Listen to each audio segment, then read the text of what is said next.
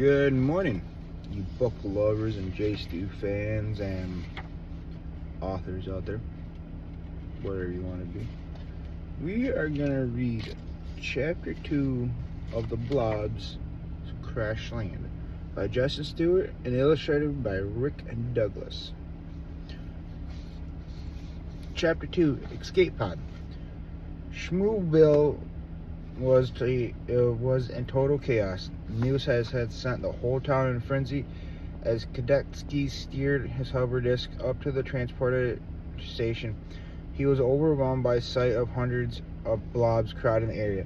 Family, friends, neighbors, co-workers, all desperately waiting for their turn to board escape pods before the planet met its doom.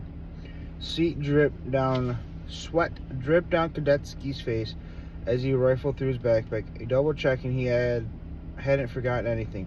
Next, a stern voice barked, snapping him out of his thoughts. The lieutenant waved him forward. As Kadetsky stepped up, she barely glanced at him before shoving a card with his escape pod number in his hand. Next, she yelled again, already focused on the next blob line. "Excuse me," Kadetsky caught the attendant's attention again. "Can I get one of my best friends? He's on his way right now, and I want to make sure we're on the same pod." The lieutenant gave him a sharp, irritated look. She had a glance left and right to make sure no one was watching before she leaned in and whispered, "Fine, but I'm not supposed to do this. Thank you so much." Clutching the cards, he hurried away, activating the chat comm to message Chubbs. "Meet me at escape pod number 526. I got you an extra ticket. Hurry, we're running out of time." As he approached the pod 526, he noticed two other blobs were already waiting. That's him with, it looks like a toilet or something with a dustpan. I don't know. Just that don't make sense in my brain, but it did in Justin and Rick's mind. Outside the pod doors, he eyed them, wondering if he knew them. Though neither looked familiar, the first blob was a stocky guy with a massive mohawk and a skull t-shirt. He looked like he could bench press an entire building.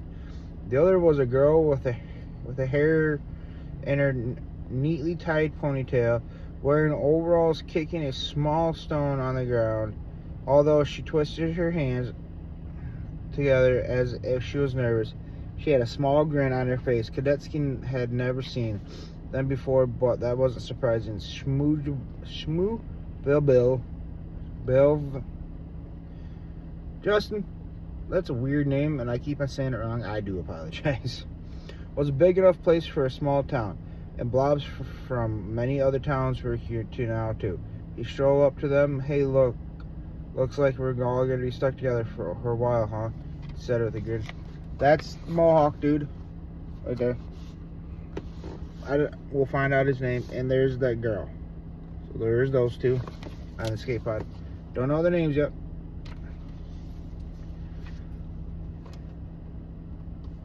The big guy stared back, and his expression blank and stony as Kadetsky hadn't said a word. The girl glanced up and shrugged. He went back to kicking her stump. "Oh boy, tough crowd." Kadetsky thought this could be a long, uncomfortable ride to our new home world. He fell silent because them at the escape pod door, they avoided contact with each other by watching the other panicked blobs frantically search for their own pods. Suddenly, a small figure appeared in the distance, speeding towards them at an incredible pace, kicking up a huge trail of dust in its wake. Kadetsky squinted. He had never seen such tiny blobs moving so fast. When the figure reached him, he huffed and puffed like he just ran a marathon. I made it, small boy. You haven't failed me yet," the blob gasped. "Hey, I'm Kadetsky. What's your name?" "I'm Wilby Potatoes, but Bob's call me Wilby, so that's my first name." Big guy arched an eyebrow. The girl went without thinking. Kadetsky saluted Wilby with like a Bob Force officer. "What have you been practicing the perfect salute for so long? It's hard to quit the habit." "Oh wow, you're in the Blob Force?" Wilby gaped. Kadetsky correct him. but will be interrupted. That makes me feel so much better. I was really nervous about getting in this pod and then crossing the whole galaxy without any expert along. That's Wilby, right there, I'm guessing. The backside. That's him speeding like Flash. Well, actually, Cadetsy tried to save, but the girls had snapped. I heard there were enough members of Blob Force to accompany every escape pod, she studied. With him with sudden interest, looks like we got lucky. The silent tough guy's expression shifted from boredom to hidden at respect. Cadetsy clamped his mouth shut. The others were finally talking to him and looking at him like they expected him to take charge. Maybe they didn't need to know he was a Blob Force reject. So what do we do next, Officer Wilby asked. Cadetsy cleared his throat. He could do this. Well, why don't we start with some instructions? The big guy popped his knuckles so loudly it sounded like firecrackers. Goose Bob, he replied, rumbled. Wilby's eyes widened as he stared up at the Goose Bob. Wow, you look scary. Goose Bob scowled down the small, excitable blob. Cadetsy chuckled and then turned his attention to the girl. The sudden quiet made her look up, realizing everyone was waiting for her to speak. I'm Zilma. I'm glad to be here. Well, I'm not glad to be here under the circumstances, of course, but I'm always up for a new adventure. Wilby froze, his eyes locked onto her, and a huge, goofy smile started to spread across his face, as if he had just met the girl of his dreams.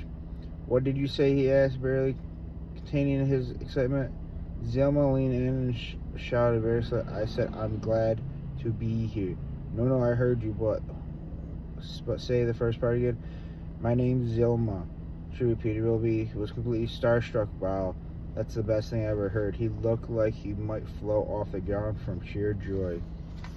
There's Zelma. There's Wilby, being in love. The intercom cracked to life. Attention all blobs, please board the pods immediately. Launch international will begin in 10 minutes. Cadetsy's heart pounded as he realized something was wrong. Chubbs wasn't here. The 5 passenger pod doors swung open as the others boarded. He scanned the crowd, fingers shaking. He tried to activate his chat cam, but no service panic gripped him. You coming, officer? Wilby leaned out of the pod with a grin. You don't mind if I call you that, right? Squashing down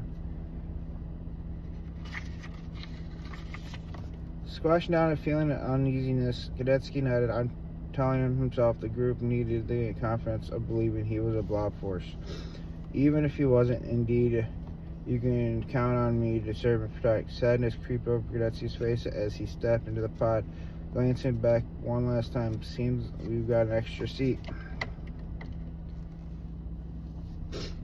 Wilby started jumping around on chairs like a hyper kid on his bed. Sweet, I love seats. He jostled. Goose Bob shouted at him and Claire. Would you mind sitting over there? Pip squeaked. Goose Bob, deep voice rang like a warning bell. Grinning like he didn't have a fear in the world. Wilby straightened Goose Bob's shirt. Side big fella. That will happen again. A voice rang outside the pod. Wait! I don't know. This is a black hole, and it says like, scary, don't avoid. A lot of danger, a lot of scary stuff. Like, hey, we ain't going there. Then I'm guessing that's the pod. There's where's Goosebump? I don't know. I can't tell what one's who, but I think that's Zelma right there. I'm guessing that's his buddy. I'm guessing that's